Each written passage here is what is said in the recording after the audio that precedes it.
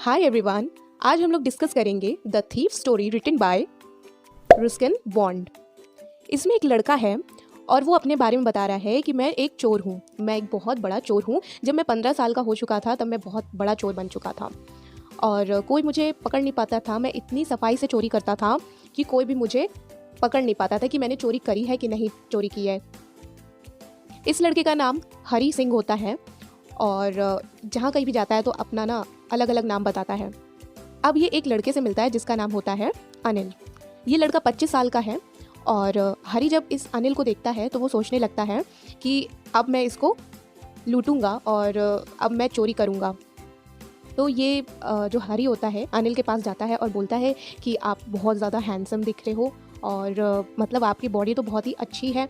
ये इतनी तारीफ़ करता है। तो जो अनिल होता है वो कहता है हाँ तुम भी बहुत अच्छे लग रहे हो। हरी से वो बोलता है हाँ तुम भी बहुत ही अच्छे लग रहे हो। अब क्या होता है, अनिल वहाँ से आगे चलने लगता है।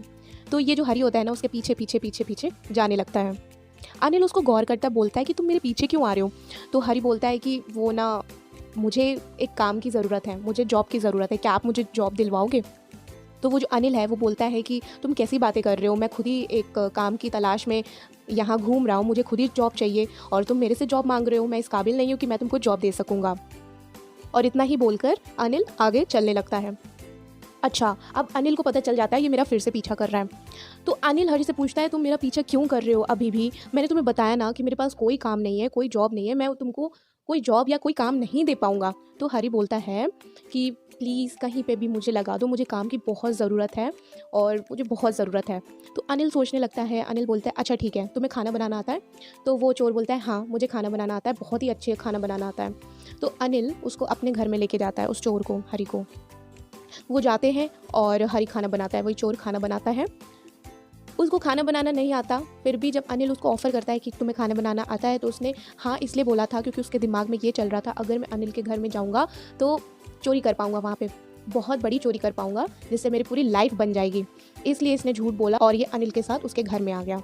अब जब इसने खाना बनाया तो इसने खाना बहुत ही ज़्यादा बेकार और गंदा बनाया था। तो अनिल को गुस्सा आई। अनिल ने कहा कि तुमने तो बोला तो तुमको खाना बहुत ही अच्छा बनाना आता है, तुमने इतना गंदा खाना बनाया है और मुझे बिल्कुल अच्छा नहीं लगा। अनिल ने वो सारा खाना कुत्तों को डाल दिया। जो हरी था, जो चोर था, वो बोलता है प्लीज़ प्लीज़ मुझे ना निकालो नहीं, क्योंकि मैंने इसलिए तुमको बोला था हाँ कि मुझे खाना बनाना आता है, क्योंकि एक तो मुझे खाना मिल जाता, ऊपर से रहने के लिए छत मिल जाता, इसलिए मैंने तुमसे झूठ बोला। प्लीज़ मुझे कुछ छोटा मोटा काम दे दो। अच्छा, अब अनिल को ना उस चोर के ऊपर तरस आ जाता है तो वो उसको अपने घर में रख लेता है। अब कुछ दिन के बीतने के बाद अनिल उस चोर को पढ़ाता है, मतलब उसको बहुत अच्छी तरीके से ट्रेन करता है, उसको पढ़ाता है और खाना बनाना सिखाता है। इसमें जो अनिल है ना वो मैगज़ीन को लिखता था, मैगज़ीन में लिखता था आर्टिकल्स और अपने कंटेंट उसमें बनाता था। तो इसके कभी कदार कंटेंट बिकते थे, कभी बिकते नहीं थे, ये भी उधारी में चल रहा था अनिल। जब हरी को ये सब पता चलता है कि ये तो उधारी में चलता है और इसके कंटेंट कभी बिकते हैं कभी बिकते नहीं हैं, तो मैं इसके घर में क्या चुरा पाऊँगा, मैं तो इसके घर में कुछ नहीं चुरा पाऊँगा। फिर क्या होता है कि एक मंथ बीत जाता है। एक मंथ के बाद क्या होता है कि अनिल का जो मैगज़ीन का कंटेंट था वो बिक जाता है 600 रुपये में। तब की बात है जब 600 रुपये बहुत ज़्यादा बड़ी अमाउंट मानी जाती थी। अब इसको पता चल गया था, चोर को, हरी को, कि अनिल की एक मैगज़ीन बिक गया है, कंटेंट बिक गया है और उसमें से 600 रुपये मिले हैं इसको। इसको ये भी पता था कि अनिल ने 600 रुपये कहाँ रखे हैं। अनिल ने 600 रुपये अपने बेड के गद्दी के नीचे रखे थे और इसने सोचा कि जब ये सोएगा तो मैं ये पैसे चुरा लूँगा और मैं भाग जाऊँगा, क्योंकि 11 बजे की ट्रेन होती है। मैं उस ट्रेन में बैठ के यहाँ से बहुत दूर चला जाऊँगा, किसी को कुछ पता भी नहीं चलेगा और मेरा पूरा लाइफ बन जाएगा। तो ये यही करता है। 600 रुपये अनिल ने जहाँ रखा होता है बेड के गद्दे के नीचे, तो अनिल तो अपने रूम में जाके सो जाता है। रात हो जाता है, बहुत रात हो जाती है। तो ये क्या करता है, देखता है आसपास की सब लोग सो गए हैं और जाता है, बहुत ही चुपके से जाता है और वो पैसे लेता है और 10 बजे ही वो पैसे चुरा कर धीरे से गेट खोलकर वो चला जाता है। जब ये स्टेशन जाता है तो इसको पता चलता है कि इसकी ट्रेन छूट गई है। अब ये सोच में डूब जाता है कि अब मैं क्या करूं, अब मैं क्या करूं।